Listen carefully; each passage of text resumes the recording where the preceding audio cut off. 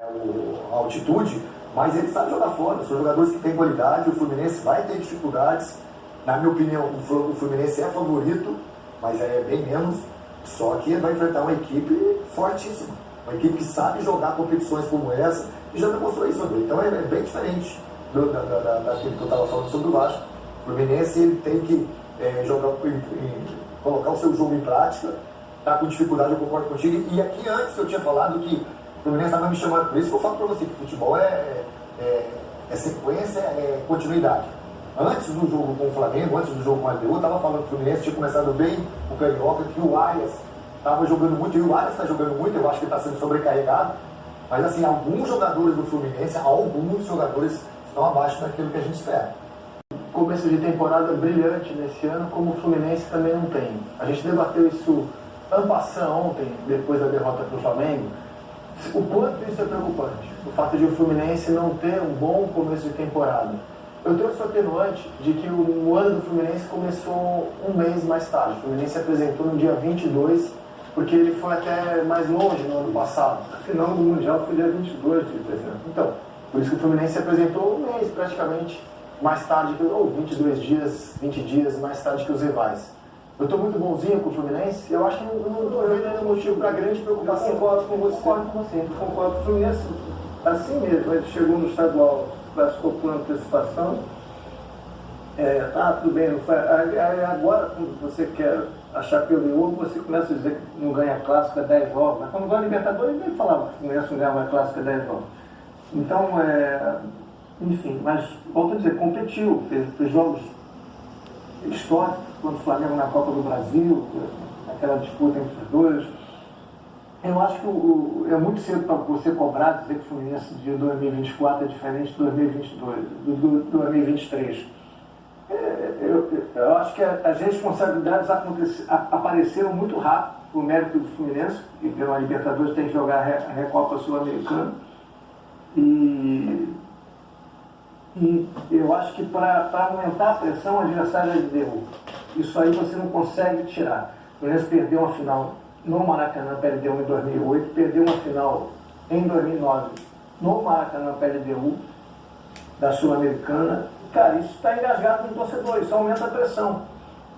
Mas eu acho o Fluminense muito melhor que a LDU. Acho que o jogo não vai ser fácil. Não vai ser fácil. Mas eu acho que o Fluminense esse ano vai ser um protagonista de novo do futebol brasileiro, não tem a menor dúvida. E na teoria, o elenco é melhor do que no ano passado. Ainda não aconteceu, alguns jogadores ainda não apareceram bem, não mostraram resultado. Mas acho muito cedo, cara, para você decretar qualquer coisa sobre o Fluminense, ainda mais sobre um time vencedor como esse Fluminense. E os estudos mostram, né, que leva 6 semanas de preparação física para um jogador atingir a forma física. A gente está falando agora vai dar 6 semanas.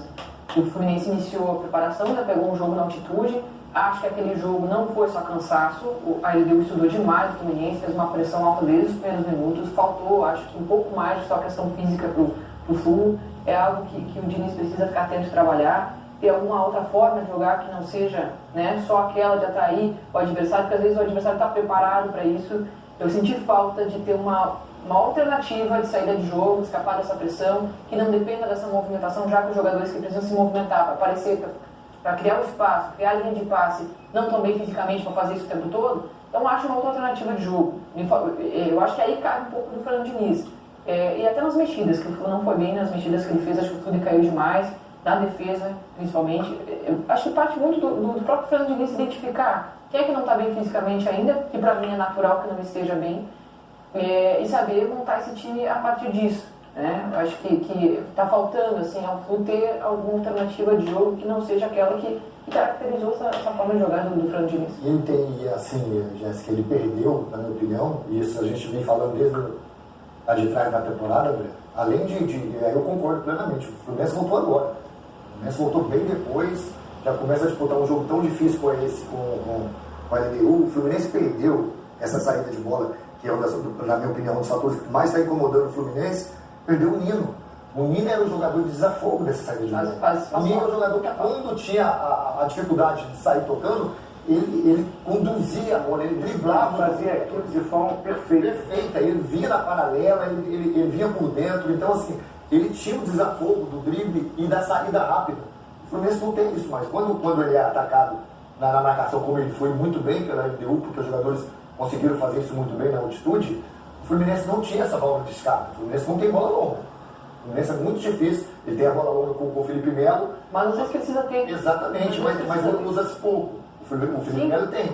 Só que essa saída o Fluminense não tem. Então a dificuldade do Fluminense foi essa. Ele não conseguiu produzir, ele conseguiu construir. Quando você não consegue construir e só tem poste de bola atrás do seu campo defensivo, você não progride. E aí entra outros detalhes que é normal. Jogadores como o Keno, que você precisa do Keno também para ter essa profundidade, não teve. Se sobrecarregou o Arias, porque é o motorzinho da equipe. O próprio Ganso, o Ganso jogando muito dentro do seu campo, né? Organizando demais atrás do André, muitas vezes atrás do André para construir. E quando a bola passava de lá, aí entra no Cano. O Cano está jogando sozinho. O Cano, quantas oportunidades o Cano teve contra o Flamengo de finalização? É o centroavante. Está jogando a base. É a mesma coisa do Caleri e do São Paulo. A bola chega muito pouco para o cara finalizar. Por isso, assim, eu estou com uma grande expectativa de o ano do Fluminense começar a Vera quinta-feira. Porque ele jogou em Quito na quinta-feira da semana passada. Claramente estava desgastado domingo. Um caloraço no Rio de Janeiro, né? Chapa quentíssima. Primeiro tempo inexistiu no Maracanã. E no segundo, o Flamengo, que está bem mais pronto que o Fluminense, deitou e rolou. As mexidas do Fluminense também, né, que foram até meio que... Quinta-feira é um dia que eu espero mais do Fluminense, assim, da temporada do Fluminense começar mesmo na quinta-feira. E acho que a cobrança aumenta, porque se o Fluminense, por exemplo, não ganhar o título, que eu acho que vai ganhar, você resgata 2008, você resgata 2009, aí de forma oportunista você resgata a final do Mundial contra o City. Tudo isso acontece, cara. E aí... Resgata que não ganha mais clássico. Você resgata tudo, né? Você só procura pelo outro, só de defeito, você esquece o que o clube ganhou. Cara, por exemplo, o Flamengo. O primeiro clássico do Flamengo, o Flamengo está muito bem, está muito equilibrado com o Tite, isso aí não há discussão. A esperança de o ano começar a Vera quinta-feira é que, embora a LDU seja uma pedra no sapato nos principais confrontos, porque no total o Fluminense até leva vantagem, mas quando jogam no Maracanã, só dá tricolor. Dá uma olhada em todos os confrontos de Fluminense e LDU. Números totais são 4 vitórias do Flu, 1 empate e 4 vitórias da LDU. Na verdade, com a derrota da semana passada, a LDU chegou à igualdade. Mas sempre que jogou no Maracanã, o Fluminense deu bem. Em 2008, na fase de grupos, empatou fora, ganhou no Maracanã 1-0. Aí na final, perdeu fora, 4-2, ganhou em casa 3-1. Nos pênaltis perdeu a taça. Na Sul-Americana, foi atropelado fora 5-1, ganhou dentro de casa no Maraca 3-0. E em 17, nas oitavas, ganhou no Maracanã e aí perdeu fora, o Flu acabou classificado pelo gol fora. Né? E agora na Recopa Sul-Americana a derrota para ele deu 1-0. Então sempre que jogou no Maracanã, o Fluminense conseguiu vencer a LDU. Vencer por pelo menos um gol. Leva a decisão para os... Mas só passou uma vez ali, né? Sim. Assim, passou uma vez.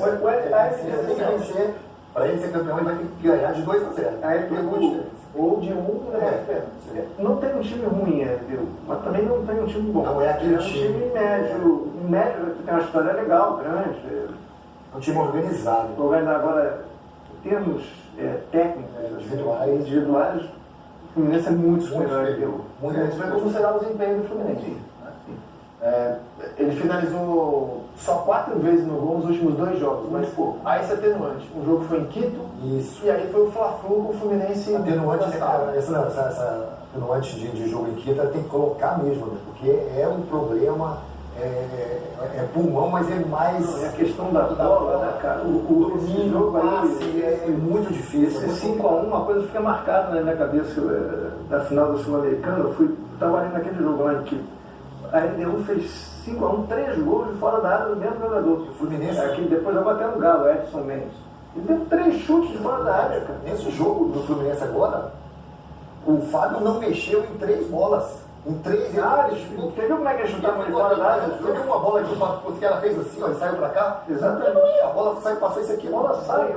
Ela sai, e a velocidade no passe. A diferença daquele jogo, o cara chutou 3 vezes e a bola foi no gol 3 vezes. Exatamente. Eu acho que dá para dizer que os reforços do Fluminense ainda não aconteceram. Não. Houve uma empolgação inicial, porque o Renato Augusto é bonito de ver ele jogar, né? Quando a bola vai no pé dele, ele tem muita categoria. Mas não dá para dizer que o Renato assim como os demais reforços, tenham já acontecido no Fluminense. A gente fez esse levantamento.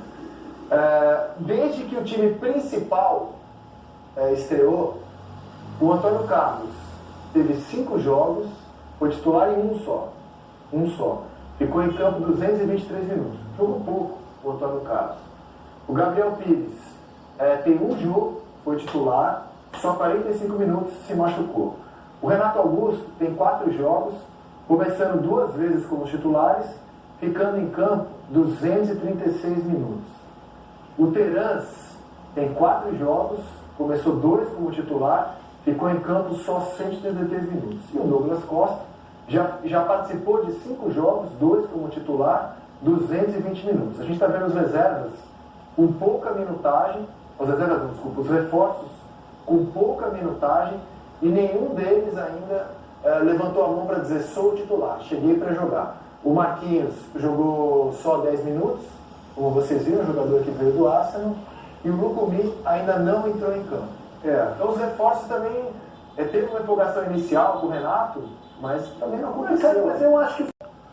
Bom, fizeram uma análise aqui sensata, otimista, né? E que bom, porque eu também estou otimista com essa decisão. Pelos números aí, tivemos insucessos no que diz respeito à conquista de título, mas todos os jogos no Maracanã nós ganhamos da LDU. Isso é um bom sinal. E pelas informações, o time não terá desfalque. Isso também é um bom pensamento. Não digo nem pensamento, mas isso é uma boa expectativa. E quanto aos reforços, eu concordo, não jogaram ainda o que poderiam jogar, né, e o que poderiam produzir, mas como é início de temporada ainda, muita coisa pode acontecer. Alguns desses jogadores aí, né, que chegaram, os reforços no caso, podem evoluir, e com certeza irão evoluir, que qualidade todos eles têm, né? Até mesmo conquistar a titularidade, por que não? E é isso aí, vamos quinta-feira para o Maracanã. E como disseram aqui, o ano do Fluminense, pelo que tudo indica, começa na quinta-feira. Saudações tricolores, vitória Fluminense, e vamos em busca desse título inédito.